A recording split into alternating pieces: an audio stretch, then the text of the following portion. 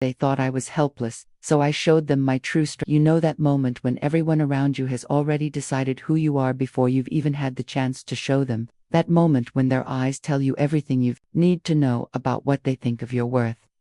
I lived in that moment for 23 years of my life. And I'm here to tell you how I finally broke free from it.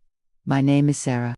And this is the story of how I went from being the girl everyone pitied to becoming the woman who changed everything. But before I get to that part, before I tell you about the moment that shifted my entire world, I need you to understand where I came from. Because the beginning of this story, it's probably not what you think. I was born with cerebral palsy, not the kind you see in movies where the person is completely wheelchair-bound, but the kind that makes your left arm shake when you're nervous, makes your speech slur just enough that people lean in with that patient smile, and makes walking look like you're fighting an invisible current. Growing up in suburban Ohio, I learned early that people see the disability before they see the person. They see limitation before they see possibility. My parents, God bless them, tried their best. Mom would drive me to physical therapy 3 times a week, sitting in that waiting room with her romance novels, pretending she didn't notice the other parents staring. Dad would practice my speech exercises with me every night after dinner, his patience never wavering even when I'd get frustrated and throw my pencil across the kitchen table. They believed in me, but even their belief had boundaries. Safe boundaries. Sarah, honey, maybe you should consider something more practical, Mom would say whenever I talked about my dreams. Something where you won't have to, compete so much with other people. She meant well. They all meant well. But meaning well and believing in someone's potential are 2 very different things. High school was exactly what you'd expect. I had a small group of friends who were genuinely kind, but I could feel their protective instincts constantly. They'd speak up for me in group projects. They'd walk slower so I could keep up. They'd finish my sentences when my speech got tangled during presentations. I was grateful, but gratitude can become a prison when it's all anyone expects from you. The guidance counselor, Mrs. Patterson, called me into her office during senior year to discuss college plans. She had this gentle voice that people use when they're about to deliver disappointing news wrapped in positivity. Sarah, you've done so well here, and we're all proud of you. Have you considered community college? There are wonderful programs for students with special needs, and you wouldn't have to deal with the pressure of a traditional 4-year university. I remember sitting in that beige office, looking at her motivational posters about reaching for the stars, and realizing that even the person whose job it was to help me plan my future couldn't see past my limitations. That night, I filled out applications to 5 universities, not because I was feeling defiant, but because for the first time, I was tired of being seen as someone who needed protection instead of someone who needed opportunity. College was where everything started to change, but not in the way I expected. I got into State University, and my parents drove me there with the kind of nervous energy that comes with sending your child into what feels like unknown territory. They helped me move into my dorm, met my roommate Jessica, and left with promises to call every day. Jessica was a pre-med student from California, all confidence and ambition. She was kind but busy, which was exactly what I needed. She didn't hover, she didn't speak for me, and she definitely didn't slow down to accommodate my pace. Within the first week, I realized I had 2 choices: keep up or get left behind. So, I kept up. The academic work was challenging but manageable. What I wasn't prepared for was Professor Martinez's Introduction to Public Speaking class. It was a required course, and I'd been dreading it since orientation. The first day, he announced that our final grade would be based on 3 major presentations throughout the semester. My stomach dropped. Public speaking with a speech impediment that gets worse under pressure. It felt like being asked to run a marathon with a broken leg. But here's where the story takes its first turn. After that first class, Professor Martinez asked me to stay behind. I braced myself for the conversation I'd had a dozen times before, the one where the teacher offers me alternative assignments or suggests I consider dropping the class. Instead, he said something that changed my perspective completely. Sarah, I've read your file, and I know about your cerebral palsy. I also know you're here because you chose to be here, not because someone felt sorry for you. So, I'm going to make you a deal. I won't give you any special accommodations, but I will give you something better. I'll give you honest feedback and the chance to surprise yourself. That conversation lasted maybe 3 minutes, but it planted a seed that would grow into something I never expected. For the first time, someone was treating my disability as information, not identity. Professor Martinez didn't see someone to be protected. He saw someone with untapped potential. The first presentation was a disaster. My hands shook, my voice trembled, and I stumbled over words I'd practiced 100 times. But Professor Martinez did exactly what he'd promised. He gave me honest feedback. Your research was solid, your points were well organized, but you were so focused on hiding your nervousness that you forgot to connect with your audience. Try again next time, but this time, let them see you're human. Let them see I'm human. The irony wasn't lost on me. I'd spent my whole life trying to appear as normal as possible, and here was someone telling me that my humanity, including my struggles, might actually be an asset. If you're watching this and you've ever felt like people underestimate you, I want you to hit that subscribe button, because what happened next completely changed not just how I saw myself, but how the world saw me too. And trust me, you're going to want to hear how this story unfolds. The second presentation approached, and I decided to take Professor Martinez's advice. Instead of choosing a safe topic, I chose to speak about something I actually cared about: the way society treats people with disabilities. Instead of trying to hide my speech difficulties, I acknowledged them up front. I started with, I know some of you might have trouble understanding me sometimes, and that's okay. What matters is that by the end of this presentation, you'll understand something important.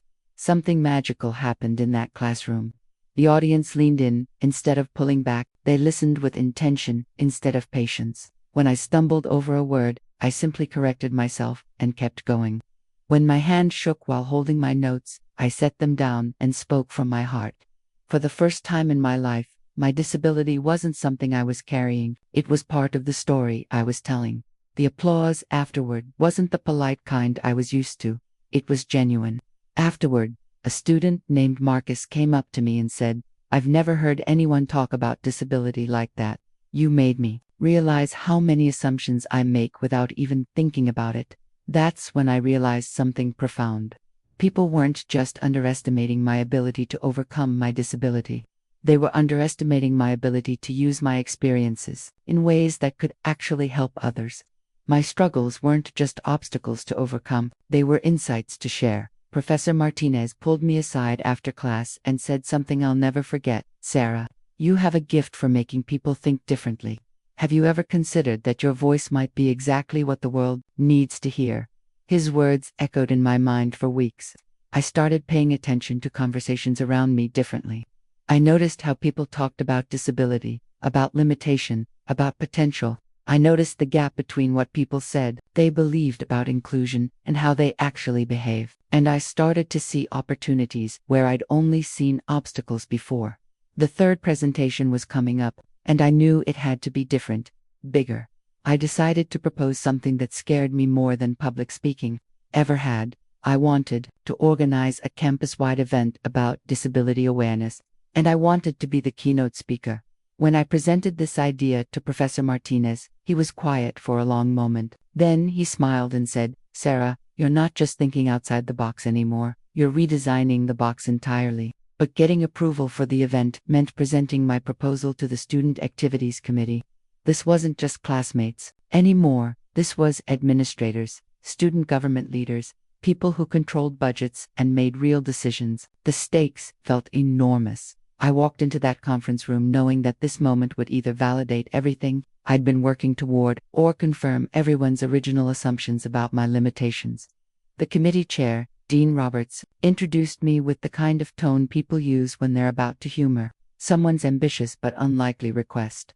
I had prepared extensively, but as I stood there looking at those faces, I made a split-second decision that changed everything. I set aside my prepared remarks and spoke from a place of complete authenticity. "I know what you're thinking," I began. "You're wondering if someone like me can really pull off an event this ambitious. You're calculating the risks, thinking about backup plans, maybe even questioning whether this is the kind of image the university wants to project." The room got very quiet. Dean Roberts shifted in his chair. "But here's what I want you to consider," I continued. "Every single person in this room has been underestimated at some point in their lives, maybe not because of a disability, but because of their age, their background, their experience, or simply because someone else couldn't see their potential. The difference is, you probably got the chance to prove them wrong. I'm asking for that same chance.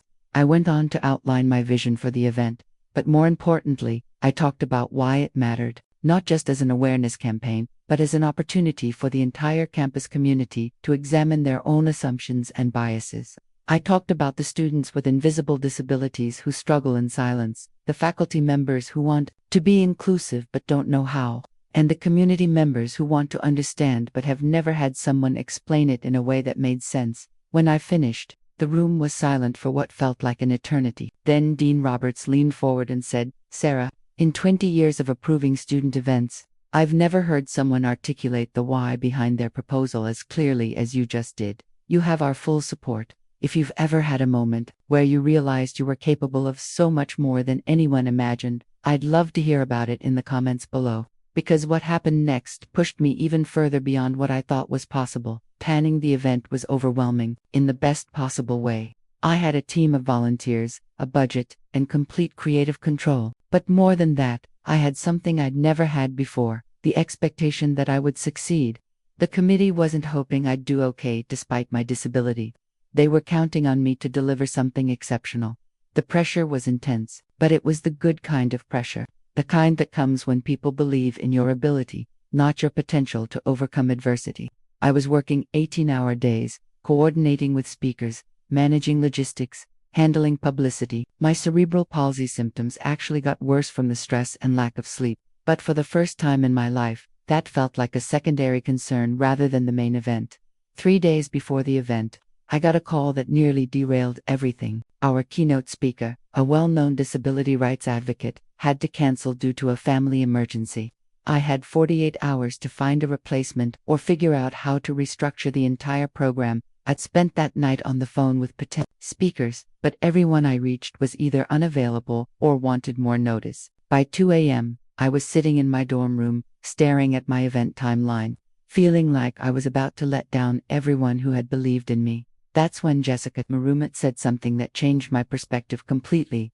"Sarah, why are you looking for someone else to tell your story? You've been preparing for this moment your entire life. You are the keynote speaker."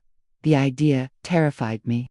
Speaking to my class was one thing. Speaking to the entire campus community, including faculty, administrators, and community members, was something entirely different. But as I sat there that night, I realized Jessica was right. I wasn't just organizing an event about disability awareness. I was living it. I spent the next 2 days completely rewriting my approach. Instead of trying to find someone to speak about overcoming disability, I decided to speak about redefining it. Instead of focusing on inspiration, I wanted to focus on transformation, not just for people with disabilities, but for everyone who had ever been underestimated or limited by someone else's narrow vision of their potential. The night of the event, the auditorium was packed. I stood backstage, feeling my hands shake more than they had in months, listening to the murmur of 300 people waiting to hear what I had to say. Dean Roberts introduced me, and as I walked onto that stage, I realized that this moment represented everything I'd been working toward without even knowing it. I started with a question. How many of you have ever been told you couldn't do something? Almost every hand in the audience went up. How many of you proved them wrong? Most of the hands stayed up. Now, how many of you have told someone else they couldn't do something, probably without even realizing it? The hands went down, but the attention intensified. I had them.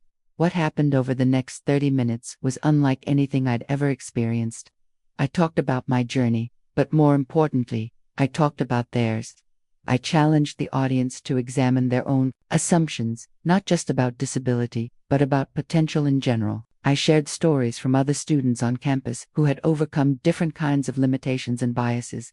But the moment that changed everything happened near the end of my speech. I was talking about the difference between accommodation and opportunity when I noticed a young man in the third row who was clearly struggling with something. His face was flushed, and he kept looking around as if he wanted to leave but felt trapped, without really planning to.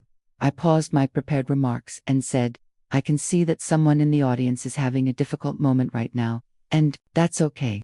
Sometimes the most important conversations are the hardest ones to have."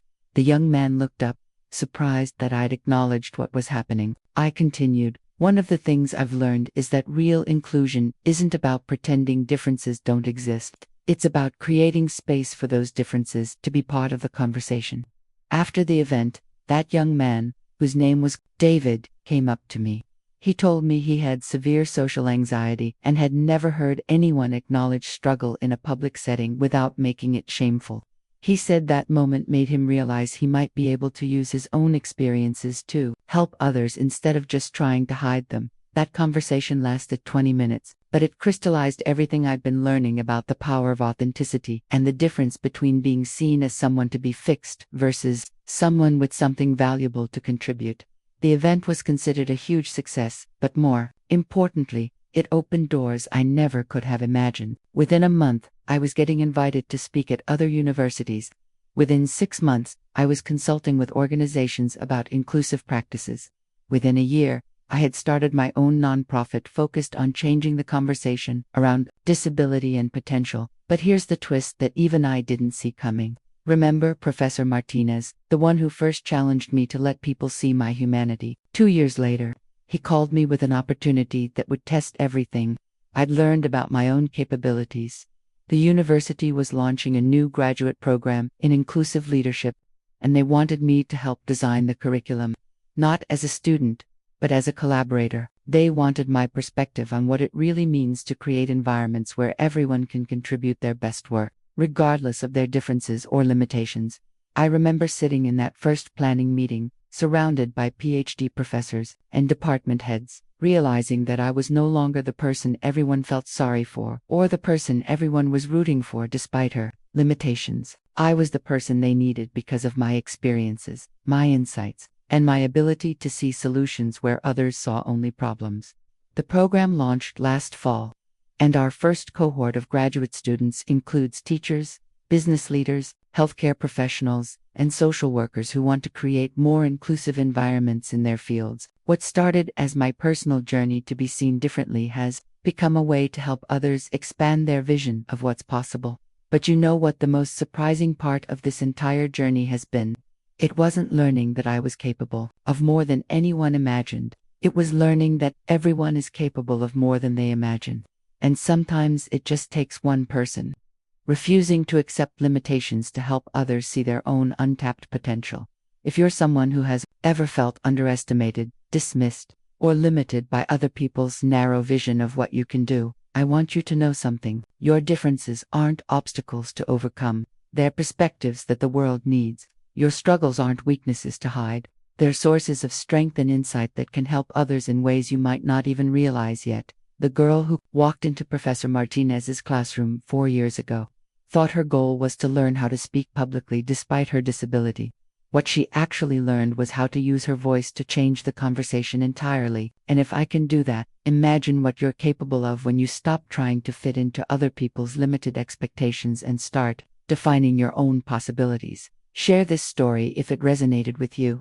And more importantly, share your own story in the comments, because every time someone chooses authenticity over accommodation, every time someone uses their struggles as stepping stones instead of stumbling blocks, every time someone refuses to be underestimated, they make it easier for the next person to do the same. That the world doesn't need you to overcome who you are. The world needs you to become fully who you are. And trust me, that person is capable of so much more than anyone, including you, has ever imagined.